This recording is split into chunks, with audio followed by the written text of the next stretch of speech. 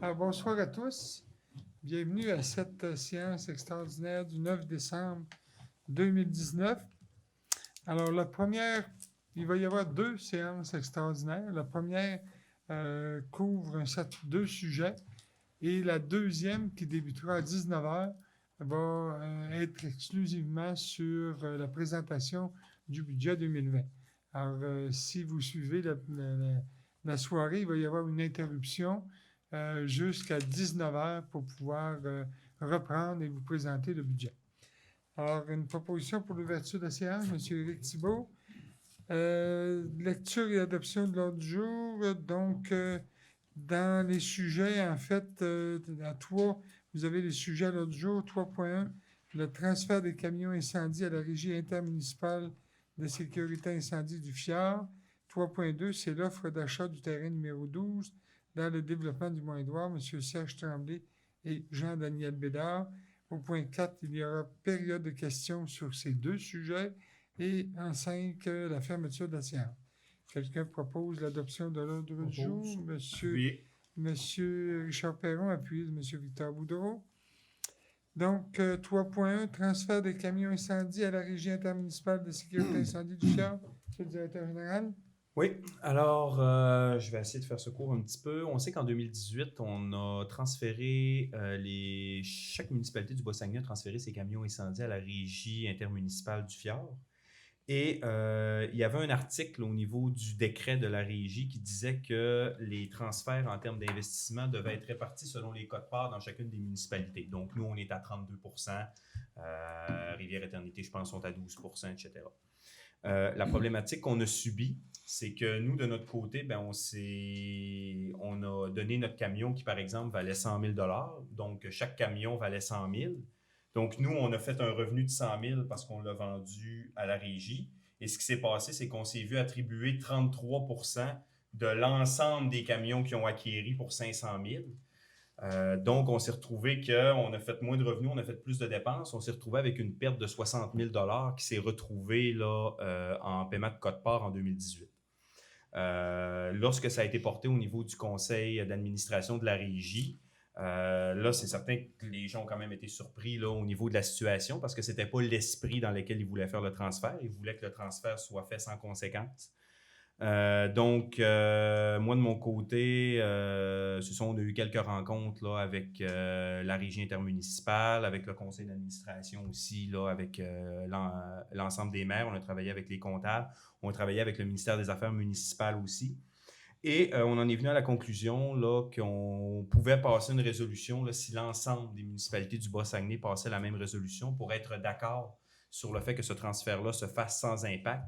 Et par la suite, on va aussi faire une modification du décret initial où est-ce qu'on va venir couvrir le transfert initial des camions incendies. Ce qui fait en sorte qu'en passant cette résolution-là, là, on a eu une dépense qu'on n'avait pas prévue en 2018 de 60 000 $.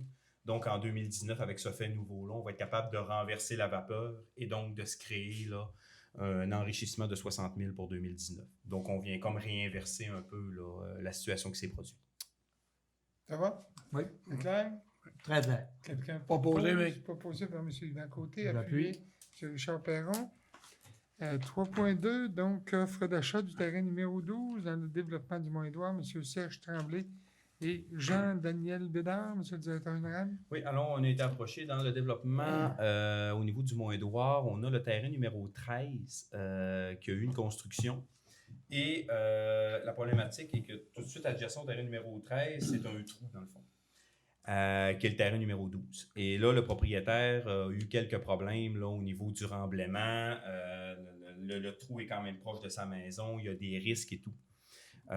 Donc, lui, il a payé là, pour justement là, se faire remblayer, mais il aurait besoin du terrain numéro 12 pour être capable vraiment là, de venir se faire quelque chose de sécuritaire. Il n'y a pas assez de place sur son terrain pour respecter les distances. On sait que le terrain numéro 12, adjacent au terrain numéro 12, il y a une espèce de petit ruisseau qui passe. Donc, on a une bande de protection de 10 mètres et c'est un trou dans une zone à risque. Donc, on ne peut pas vraiment construire de résidence sur ce terrain-là. Donc, le monsieur, un peu ce qu'il nous offrait, ce serait d'acquérir le terrain pour $1. Nous, à quelque part, bon, on ne peut pas vraiment vendre ce terrain-là. Il ne peut pas nécessairement avoir de construction. Puis ça permettrait à monsieur là, de régler son problème. Nous, ce qu'on lui demande, dans le fond, c'est quand même avoir une servitude permanente sur le terrain numéro 12 pour nous permettre, s'il y a des travaux à faire dans le ruisseau, de pouvoir les faire. Et ça se résume à peu près à ça. Ouais.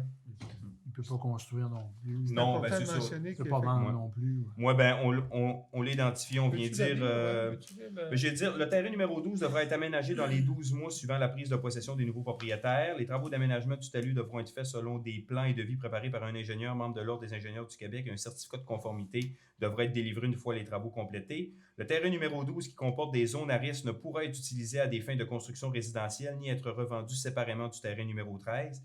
Et une servitude de passage permanente devra être octroyée à la municipalité de Lanse-Saint-Jean. Ça répond à votre question? Oui. C'est clair? C'est clair. Tout le monde? Je le propose. OK. Proposé par M.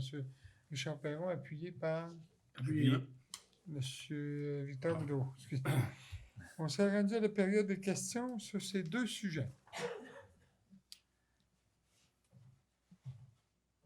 J'ai une question par sujet. Oui. C'est quand même pas si mal. Alors, Marcelin Tremblay, citoyen de Lanse-Saint-Jean. Au sujet du 60 000 de pertes qu'on a eues avec le transfert des camions d'incendie, si j'ai bien compris, les autres municipalités doivent être d'accord pour que la répartition soit plus juste. Est-ce que vous avez envisagé le scénario que les autres ne soient pas d'accord? Ben, à date, je peux vous dire que tout le monde est d'accord. Là, je veux dire, c'est la même résolution que chaque municipalité doit adopter. On a convenu même de ça à la régie. Je crois qu'il y a une résolution, mais je ne voudrais pas. Il y a eu une résolution qui a été adoptée dans ce sens-là de la part de la régie pour corriger cette situation-là. Comme le mentionnait M. le directeur général, l'esprit au départ, c'était pas ça. C'était pour transférer les camions, puis sans aucun impact financier pour ni l'une ni l'autre des municipalités.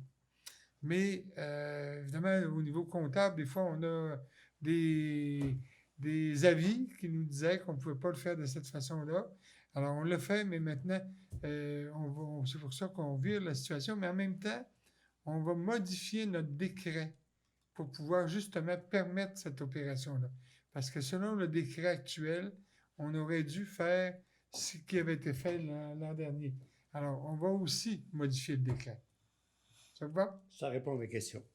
Alors, pour l'item 3.2, est-ce qu'au sujet du petit terrain, est-ce que l'arpentage a été fait? Parce qu'habituellement, c'est le vendeur qui doit faire l'arpentage. Est-ce que ce terrain est arpenté? Oui. Ah, donc, Oui. la municipalité n'aura pas à faire arpenter ce terrain avant de le céder pour $1. Bien, écoutez, là, moi, ma réponse, c'est la suivante. C'est que ces terrains-là ont tous été cadastrés. OK, donc à partir Donc, du moment où c'était c'est cadastré, cadastré. c'est nécessairement arpenté. Oui, tout à fait. D'accord. Donc, le vendeur n'a pas à... Non. Merci de la réponse. Bienvenue. Donc, pas d'autres questions? Ça va? Alors, la proposition pour la fermeture, M. Éric Thibault, merci beaucoup. Et je vous demande de rester à l'écoute parce qu'à 19h, à 7 on va, à 19h, 7h, on va vous présenter le budget 2020.